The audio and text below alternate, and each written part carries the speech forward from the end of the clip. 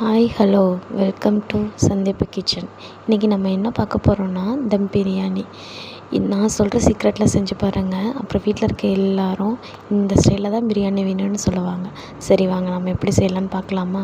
First வந்துட்டு அடுப்பில் cooker வச்சுக்கோங்க. இந்த குக்கரில் தேவையான அளவு எண்ணெய் ஊற்றிக்கோங்க. இந்த எண்ணெய் ஊற்றுனதில் 2 கிராம்பு, பிரிஞ்சி இலை போட்டு வெங்காயம் போட்டு நல்லா வதக்கிக்கோங்க. அதுக்கப்புறம் 2 பச்சை மிளகாவும் போட்டு நல்லா வதக்கி அது ஒரு கோல்டன் ப்ரௌன் கலர் வர அளவுக்கு நல்லா வதக்கணும். சரி, அதை வதங்கிட்டு இருக்க சைடில் நம்ம இந்த ஒரு சீக்ரெட்டை பார்ப்போமா. என்ன அந்த சீக்ரெட்னால், ஒரு மிக்ஸி ஜாரில் ஒரு கைப்பிடி அளவு வெங்காயம், பட்டை, கிராம்பு, லவங்கம், ஏலக்காய் போட்டு எல்லாத்தையும் நம்ம நல்லா கிரைண்ட் பண்ணி வச்சுக்கணும். அந்த கிரைண்ட் பண்ணதை போட்டு நம்ம நல்லா சுருள எண்ணெய் பிரிஞ்சு வர அளவுக்கு நல்லா வதக்கணும்.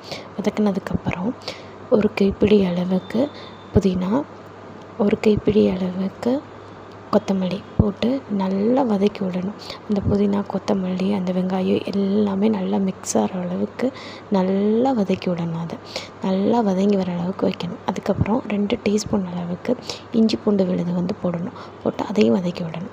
அதுக்கப்புறம் 2 மீடியம் சைஸ் தக்காளி எடுத்து அதை நல்லா கட் பண்ணி அதை போட்டு அதுக்கு தேவையான அளவுக்கு உப்பு போட்டு நல்லா வதங்குற அளவுக்கு நல்லா வதக்கி விடணும்.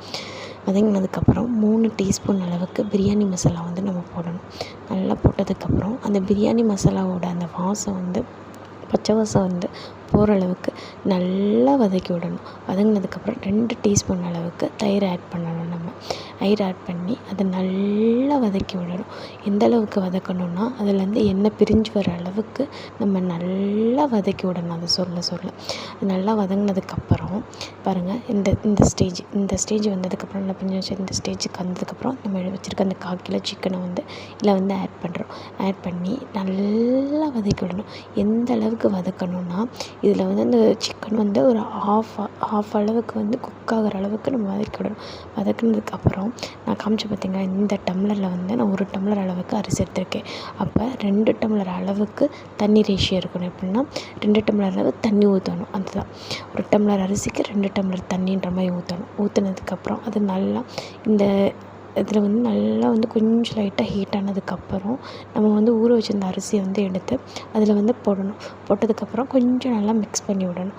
மிக்ஸ் பண்ணி விட்டு அது கொதிக்கணும். அது கொதிக்கிறது அளவுக்கு விட்டணும். கொதித்து இந்த ஸ்டேஜ் வந்ததுக்கப்புறம் நம்ம ஒரு கிளறி விட்டுட்டு நம்ம இப்போ இதை இதுதான் தம் போடுற ஸ்டேஜ். இந்த ஸ்டேஜில் நம்ம தம் போடணும். இப்போ தம் போட நல்லா தம் போட்டு வச்சிடும். இந்த மெத்தடில் தான் தம் போடணும். இந்த மெத்தடில் தம் போட்டதுக்கப்புறம் தம் போட்டு ஒரு 15 நிமிட்ஸ்க்கு அப்புறம் நீங்கள் எடுத்து பார்த்தீங்கன்னா சூப்பரான பிரியாணி ரெடி. இதே மாதிரி நீங்களும் செஞ்சு பார்த்துட்டு எப்படி இருந்துச்சுன்னு கமெண்ட் பண்ணுங்கள். இதே போல் உங்களுக்கு நிறையா வீடியோ வேணும்னா சேனலையும் சப்ஸ்கிரைப் பண்ணுங்கள்.